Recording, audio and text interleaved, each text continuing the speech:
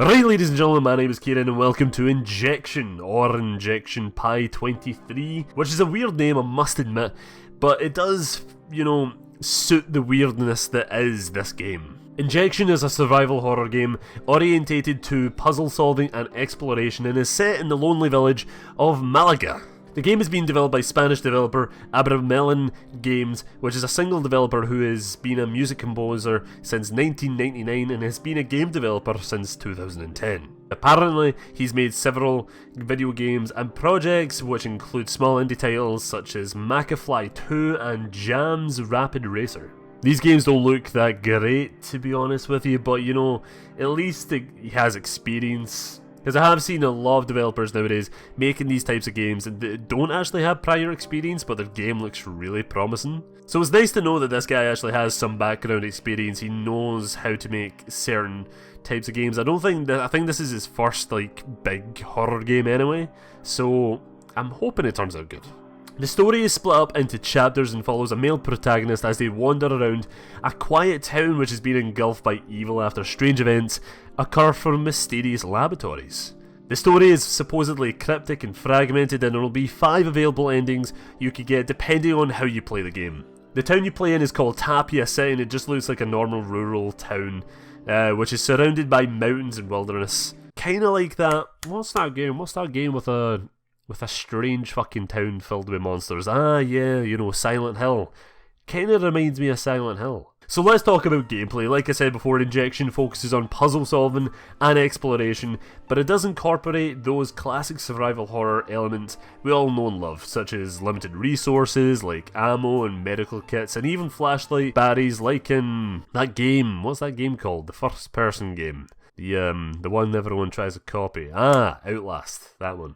This game was made for all types of survival horror fans as it implements the feature to switch between camera styles. That's right, you have the traditional third person, which is seen in most of the gameplay clips. This includes free cam, which you can control the camera, and auto cam, where you actually don't, so that means whatever your character sees, that is what you see. So if your character goes in one direction, basically whatever way your character is facing, that is what you're going to see. There's first person for those modern day fans who like to get into the character's shoes, see through their eyes, and feel like they're really there. There was actually meant to be a VR option in this game. I don't know if it's still going to be in it, but this game was actually in Kickstarter, and that was one of the goals they were going to be doing, was an Oculus Rift, the VR version. There was meant to be Oculus Rift gameplay, but it seems like it's been taken down, so I don't really know if they're still going to be doing that. I don't know. And finally, yes, this game does have the option for fixed camera angles. I know a lot of you want this option in modern games, so yeah, you finally have it. There are save points you can use, but I don't know if there are limited saves or not. I need to do more research on that. If you know, just write down in the comments below, but I didn't really see that answered anywhere, but fuck it. The saves in this game will work like this. When you save in a specific chapter, you'll unlock that chapter in the chapter select menu. But when you load the game back up after you save, well, you start back at the beginning of the chapter, resetting all your progress that you just made. I really don't like this feature actually. See if the chapters are long, imagine if a chapter's an hour long and you made it 30 minutes in, and then you're like, oh shit, I need to go to work, oh shit, I need to go to bed. And you save, you log off, you come back on, all that progress you just made, did you just finish a difficult puzzle? Well, guess what, mate, you need to do that fucking again. What were you meant to do? Are you just gonna, leave your PlayStation on? You're gonna leave your PC on through the night, through the day, as you're working away? No, you're not gonna be doing that. I really hope the developer sees this and actually doesn't add that as an actual thing. Maybe it's just a mix-up in translation from me reading the website. Maybe there is, you go back and you just go back to where you were left off, but on the website, it definitely said that once you leave the game, that's you start back at the beginning of that fucking chapter. So that's what they said in the website. Hopefully I'm wrong, hopefully the website's wrong, and you just load back into the game as normal. Each zone in the town has its own monsters. What these monsters are, we don't actually know, but you can get an idea judging from the trailers. They'll look and act like something you would see at a fucking Silent Hill. Before entering a zone, you'll have to take out a boss that is preventing you from advancing forward. So save your ammo, because these big beasties will be taking you on at some point and you'll definitely need as much as you can carry. But if you're a hardcore fan of this genre, then I trust you that you'll already be doing that, because in Resident Evil you had to do it, in Silent Hill you had to do it, in every other fucking horror game that you had to do it, so same goes here. There is also documents, notes and tracks to be read and stored throughout the town, and also a map that indicates the player's position and things like locked doors or roads that are blocked.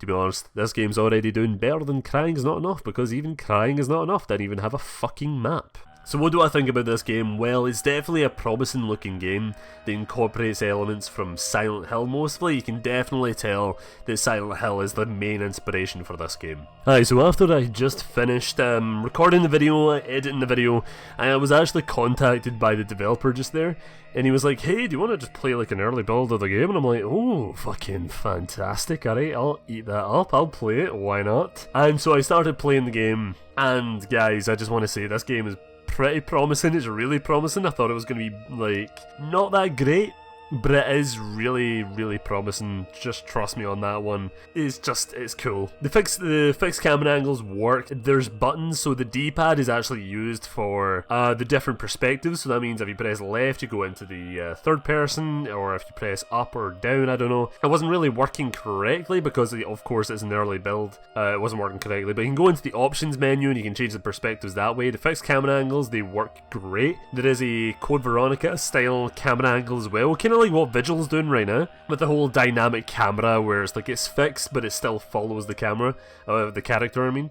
And then there is the first person. I've still not tried the first person, but it seems like it works, so yeah. So like that's all my thoughts right now. The thoughts, like, the game is freaky, by the way. The game is really fucking freaky. I love the atmosphere of it.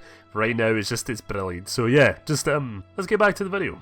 But I think it does stand out from the crowd because, like, modern horror games, when people say, oh yeah, this game was inspired by Silent Hill, they actually meant this game was inspired by PT. I wanted to make PT a full-on 60 fucking hour experience, even though PT was never meant to be a 60-hour experience. It was meant to be a 20-minute experience, and that was fucking it. But aye, this game does stand out from the Silent Hill inspired crowd because it doesn't have a first person, well, first person only, 2, realistic looking graphics, 3, it's set in a suburban house, and 4, of course 4, there is a spooky ghost lady always chasing you around, you can't kill it, and it always turns out to be your dead wife. So you could say this game's a bit of a, you know, bit of fresh air. It's definitely different, you can see that. Judging from the gameplay, it does look like it will appeal more to survival horror fans that grew up with the games that came out on like the PS2 era,